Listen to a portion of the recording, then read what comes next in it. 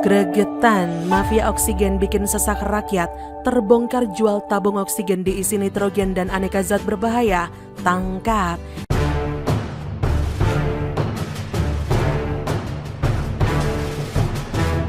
Pada pertengahan Juli 2021, seorang pembudidaya ikan koi di Kabupaten Tulungagung, Jawa Timur tanpa sengaja membongkar praktik pengisian tabung oksigen berisi udara biasa yang berarti tercampur karbon monoksida hingga nitrogen. Seperti dilaporkan Tribun News, laki-laki bernama Alipin itu awalnya mencari tabung oksigen untuk pengiriman ikan. Alipin lantas mendapatkan 3 tabung yang menurut rekannya berasal dari distributor di Kabupaten Pacitan. 1 tabung digunakan sendiri, 2 dipinjam untuk merawat orang sakit. Kebutuhan tabung oksigen sebulan terakhir meningkat drastis seiring memburuknya penularan COVID di tanah air. Namun, 15 menit setelah gas dari tabung berwarna hitam dimasukkan ke dalam kantong plastik, ikan koi hasil budidaya Alipin justru kesulitan bernafas dan bahkan hampir mati. Padahal hal ini tidak akan terjadi apabila tabung itu berisi oksigen asli. Untuk memastikan apa yang terjadi, ia memompa gas dari tabung lainnya yang berwarna putih. Kata Alipin, kami isi dengan gas dari tabung cadangan. Saat dikonfirmasi media pada 20 Juli lalu, hasilnya ikannya jadi segar lagi, tapi ada yang sudah parah dan akhirnya mati. Alipin pun buru-buru memberitahukan persoalan ini kepada teman yang meminjam 2 tabungnya untuk merawat pasien COVID. Ia khawatir pemakaian tabung dari Pacitan itu justru berdampak fatal. Untungnya, tabung-tabung itu belum sempat digunakan. Proses pembuktian bahwa 1 tabung oksigen hanya berisi udara biasa ia rekam dan akhirnya viral di medsos. Informasi dari sang pembudidaya ikan koi ini akhirnya sampai ke Polres Tulungagung. Kepala Unit Tindak Pidana Khusus Satreskrim Ibtu Didi Rianto saat dikonfirmasi Tribun News bergegas melakukan penyelidikan dan berharap mendapat bantuan keterangan dari warga lain yang menemui produk bermasalah serupa. Pelansir dari laman Kompas, Direktorat Reserse Kriminal Khusus Polda Jatim mendalami dugaan peredaran tabung berisi oksigen palsu di sekitar wilayah Kabupaten Tulungagung dan Pacitan. Peredaran tabung berisi oksigen palsu itu disebut membahayakan jika dimanfaatkan oleh pasien COVID. Direktur Reserse Kriminal Khusus Polda Jatim Kombes Farman menyebut pihaknya sudah menurunkan tim yang bekerja sama dengan tim dari Polres Tulungagung untuk menyelidiki dugaan tersebut. Tabung oksigen yang diduga berisi oksigen palsu dan ikan yang mati diamankan sebagai barang bukti. Polisi berencana meminta bantuan ahli untuk memastikan jenis oksigen di dalam tabung tersebut. Polisi juga meminta keterangan sejumlah saksi untuk mengetahui asal tabung yang diduga berisi oksigen palsu tersebut. Penyelidikan tersebut berdasarkan laporan dari kelompok penjual ikan koi di Tulungagung yang mengaku beberapa ikannya mati dalam plastik yang sudah diisi oksigen. Ikan-ikan koi tersebut rencananya akan dikirim untuk dijual ke luar kota. Polda Jatim memiliki Satgas Gakum dalam operasi Amanusa II yang bertugas mendukung pemberlakuan pembatasan kegiatan masyarakat atau PPKM darurat. Ia juga menjelaskan bahwa bisa saja ada pihak-pihak yang memanfaatkan momentum langkanya tabung gas oksigen untuk mengambil keuntungan. Sebelumnya, Polda Jatim juga pernah menangkap kakak beradik di Sidoarjo karena menjual tabung gas oksigen di atas harga eceran tertinggi di tengah tingginya permintaan pasar saat pandemi COVID. Keduanya menjual tabung oksigen 1 M3 dengan harga Rp1.350.000.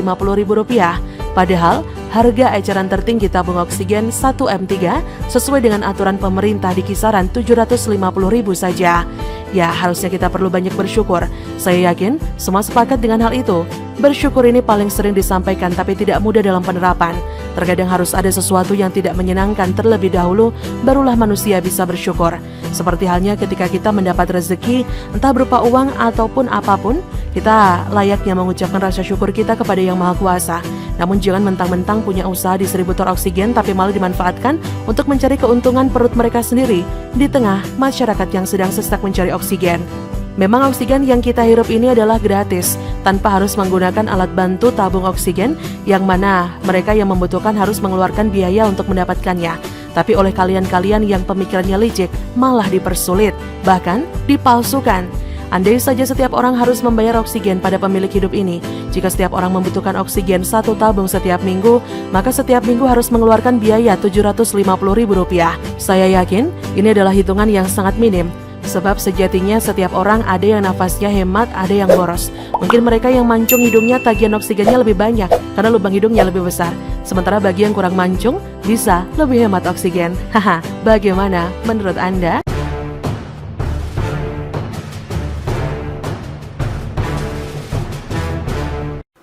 Ngakak, Abu Janda kena kopet, didoakan cepat mati, kadrunnya mati, dia selamat.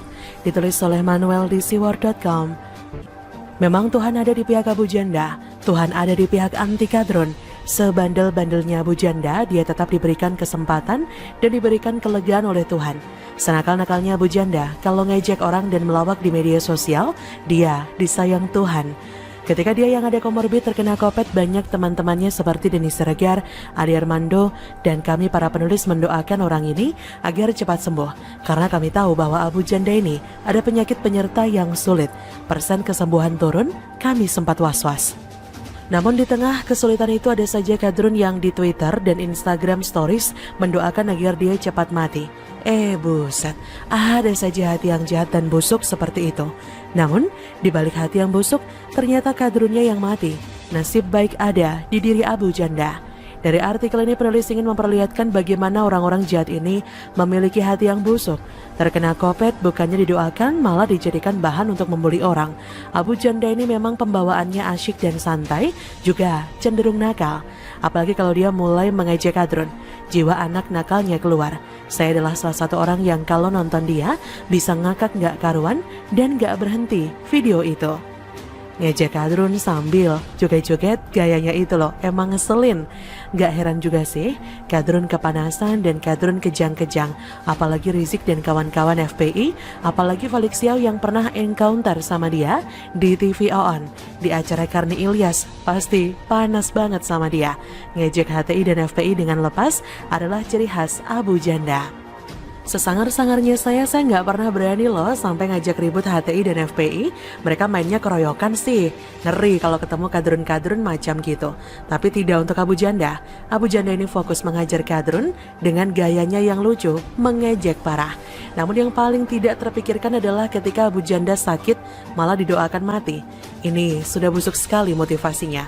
Mendoakan mati dijadikan bahan dan konten di media sosial, diramaikan oleh mereka-mereka juga. Saya nggak tahu apa yang dirasakan Abu Janda jika ia membaca. Saat terkena kopet, semangat hidup ini kurang karena untuk bernafas pun sulit. Jangankan kopet, kena asma saja saya sudah menggap-menggap. Apalagi ditambah berita yang semacam ini, pasti rasanya kepengen mati saja. Saya kira Abu Janda sudah lebih tahan banting. Dia tetap menjalani pengobatan, semua prosedur penyembuhan dilakukan. Sempat isoman ternyata kondisi memburuk karena ada komorbid alias penyakit penyerta. Dia akhirnya dilarikan ke rumah sakit, setelah itu ia mendapatkan plasma darah. Kalau tidak salah 1 atau 2 bag. Doa orang jahat yang menyumpai dia mati ternyata balik orang itu. Ternyata kadrun yang doakan Abu Janda cepat mati, malah mati duluan. Benar-benar azab membuli orang baik sih. Abu Janda itu dari luarnya saja nampak nakal, namun di dalam hatinya baik sekali. Saya yakin Abu Janda pasti juga sedih mengetahui kalau orang yang mendoakan Abu Janda mati, ternyata mati duluan sebelum Abu Janda keluar rumah sakit. Dia pasti tidak tega mendengar berita itu. Namun hidup tetap harus berjalan, Tuhan terus berkarya. Orang-orang seperti Abu Janda ini memang harus diberikan apresiasi. Kekurangan Abu Janda sepertinya hanya satu, kurang sering masuk acara TV. Hahaha. Penulis kira ada baiknya jika Abu Janda bisa masuk ke Cokro TV, menceritakan bagaimana dirinya melalui kopet. Seperti Ahok yang menceritakan bagaimana pikiran positif dan semangat hidup bisa membuatnya sembuh lebih cepat dari COVID. Abu Janda juga bisa tuh. Jangan sampai Abu Janda bilang justru karena gue didoain cepat mati sama kadrun, itu yang membuat semangat sembuh gue makin tinggi. Awas lu, jangan ngeselin gitu. Sudah waktunya negara ini bebas dari kadrun. Setidaknya dari Abu Janda saya belajar kalau hidup ini hanya sekali saja. Kalau ada kesempatan untuk hajar kadrun, hajar sampai habis. Kadrun itu memang harus dibuang-buangin seperti politisi sampah yang gak guna. Welcome back Bang Permadi, begitulah sembuh-sembuh. Bagaimana menurut Anda? Silakan tulis komen Anda di kolom komentar, like, subscribe, dan share di sosial media kalian.